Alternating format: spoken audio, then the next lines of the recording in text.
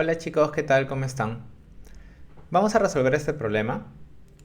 Nos dicen que el precio de venta por unidad de cierto producto viene expresado de la siguiente manera, como P igual a alfa menos beta X, donde X es el número de unidades, ¿de acuerdo? Y bueno, alfa y beta son números positivos y beta además es menor que un cuarto, ¿no? Te dan una función de costos, de hecho el costo de producir X unidades va a ser C de X, ¿de acuerdo? Te dicen que es una función continua y que el costo fijo es beta, ¿no? ¿Qué significa que el costo fijo sea beta? Ah, te están diciendo que el costo de producir 0 unidades es igual a beta, ¿no? Además te dicen que el costo de producir alfa entre 2 beta unidades es alfa al cuadrado. Entonces nos dicen que el costo de producir alfa sobre 2 beta unidades es igual a alfa al cuadrado, ¿no? Y bueno, también sabemos que la función de costos, como ya habíamos leído, era una función continua, ¿no? Ok, en la primera parte dice, determina una expresión para la función de ingreso en términos de x, donde x es el número de unidades. Entonces, si nosotros recordamos, el ingreso por la venta de x unidades es simplemente precio por cantidad, ¿no? Si nosotros vendemos x unidades a un precio por unidad de p soles, entonces nuestro ingreso sería p por x. ¿De acuerdo? Ahora, en la primera parte nos dicen que el precio de venta depende de hecho del número de unidades. Y si recordamos cuándo sucedía eso, bueno, eso sucedía en un monopolio, ¿no?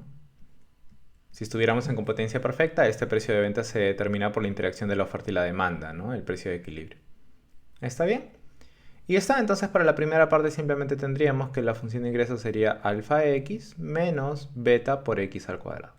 Y eso. Ahora, si nos vamos a la parte B, eh, dice, prueba que la cantidad de equilibrio ocurre en algún punto del intervalo 0, alfa entre 2 beta, ¿no? Punto de equilibrio. O sea, nos piden demostrar que debe existir un x sub 0 entre 0 y alfa entre 2 beta, ¿de acuerdo? Tal que en ese punto el ingreso tiene que ser igual al costo, ¿cierto? Para que exista el equilibrio. Notemos que no nos piden determinar exactamente cuánto vale x sub 0, cuánto es ese valor, porque no vamos a poder hacerlo debido a que no tenemos la función de costos. ¿De acuerdo? Solamente sabemos que es continua y tenemos dos datos sobre ella, ¿no? El costo fijo y el costo de producir cierto número de unidades. Entonces recordemos que teorema nos garantizaba la existencia de ciertos elementos en el dominio con ciertas propiedades, ¿no? Siempre y cuando la función sea continua. Y era el teorema del valor intermedio, ¿no? En este caso, la técnica para lograr hacer que dos funciones sean iguales en un punto era definir la resta de funciones, ¿no? Y esa era la forma natural, ¿no? Si yo quiero lograr esto es lo mismo que lograr esto de acá, ¿no? Si pasamos a restar y simplemente utilizamos lo que sabemos de resta de funciones, ¿no? La resta de dos funciones en un punto es simplemente la resta de reglas de correspondencia, ¿no? Sería i de x sub 0 menos c de x sub 0. Entonces, si nosotros queremos encontrar un punto donde esta función de acá sea igual a 0, lo único que tendríamos que hacer es encontrar un punto donde sea mayor que 0 y otro punto donde sea menor que 0. Y de ahí, por continuidad, el teorema del valor intermedio nos va a asegurar la existencia. ¿De acuerdo? Análogamente, si nosotros quisiéramos encontrar donde esto es igual a 5, que no es el caso, pero si quisiéramos hacerlo, lo único que tendríamos que hacer es encontrar un numerito, ¿no? Donde sea mayor que 5 y otro numerito donde sea menor que 5. ¿Está bien? Entonces, esta va a ser la función que nos va a interesar, ¿no? Esta es la función de interés, ¿no? Entonces, comenzamos, ¿no? I menos c es claramente una función continua.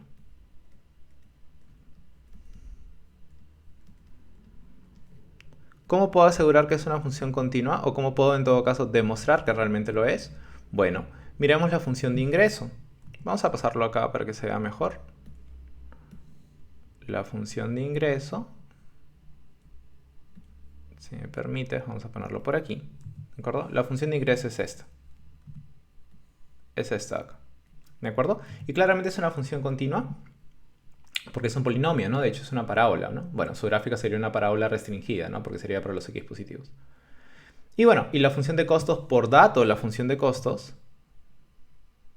ya era una función continua. Entonces, esta cosa va a ser una función continua porque simplemente es una diferencia de funciones continuas. ¿De acuerdo? Diferencia de continuas. ¿Ya está? Ahora, solamente necesitaríamos un valor donde sea mayor que 0 y otro valor donde sea menor que 0.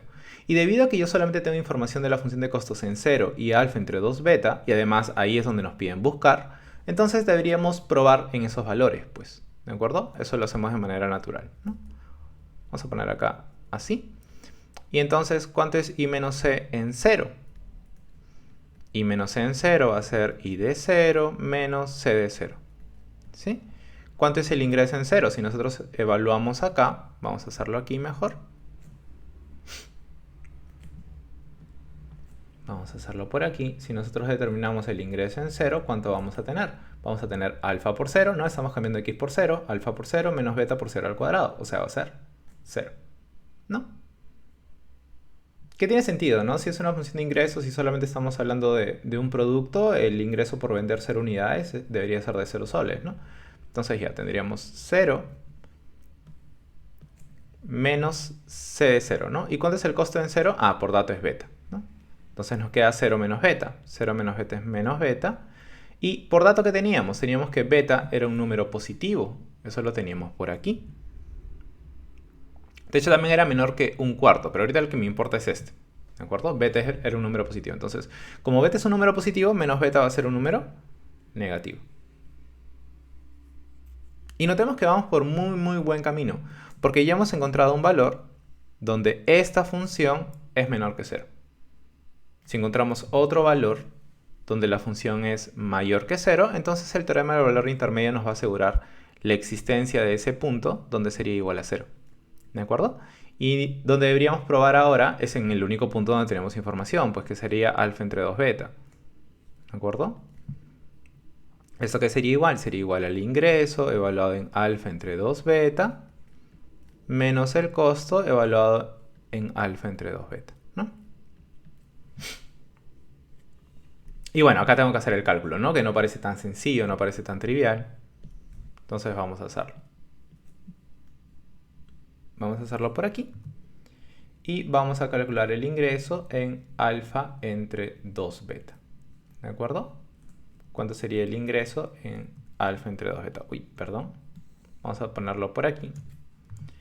Y sería lo siguiente, ¿no? Sería, estamos reemplazando x por alfa entre 2 beta, o sea que nos va a quedar alfa por alfa entre 2 beta. Alfa. Menos beta por alfa entre 2 beta al cuadrado, ¿no? Otra vez repito, estamos reemplazando simplemente x por esto.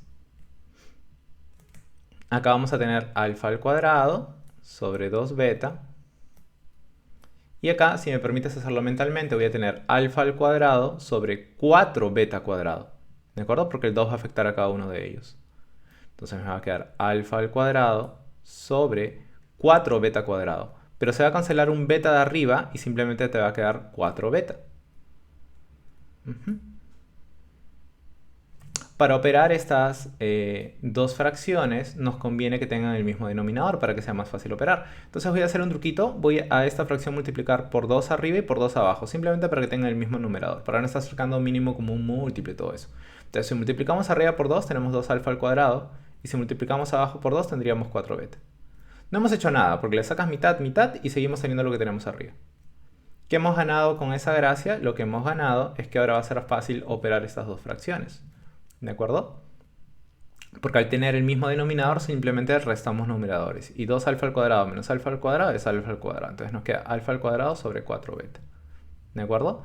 ¿Eso qué sería? Ah, eso sería el ingreso de producir alfa, perdón, de vender alfa entre 2 beta unidades.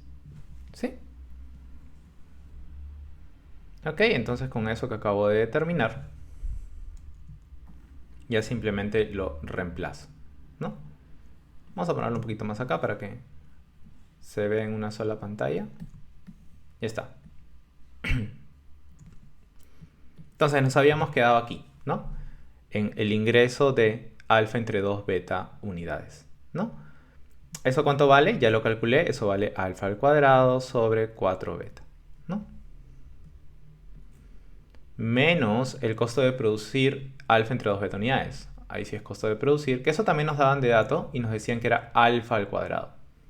¿De acuerdo? Vamos a ponerlo con otro color, si no, para que se note de dónde estamos extrayendo el dato. Ese es dato del problema. Nos queda eso de ahí, ¿no? Ahora, siempre que necesitemos operar cosas de este estilo y podamos factorizar, deberíamos hacerlo, ¿no? En este caso, como tienen en común alfa al cuadrado, voy a factorizar alfa al cuadrado. Y si a él le quito alfa al cuadrado, me queda 1 entre 4 beta. Y si a él le quito alfa al cuadrado, me queda 1, ¿no? Todavía no es tan fácil de ver que es un número positivo. De hecho, lo va a hacer. Pero tenemos que operar todavía un poco más. Acá, si me permites, cuando yo opere estas dos fracciones, acá arriba me va a quedar 1 menos 4b, ¿de acuerdo? 1 menos 4b sobre 4b. Si me permite sacar ese 4b feo, me va a quedar esto. Y acá me va a quedar 1 menos 4b. ¿No? Repito, solamente acá tenemos denominador 1, es el por él, el por él, el por él, ¿no? 4 beta por 1 es 4 beta. Acá tenemos 1 menos 4 beta. Y ya está. ¿Y cómo es esto? Ah, mira. ¿Qué color? Naranja. Esta cosita de acá es positiva, porque todo número al cuadrado es positivo. Beta, nosotros ya sabíamos que era positivo, así que 4 por beta es positivo.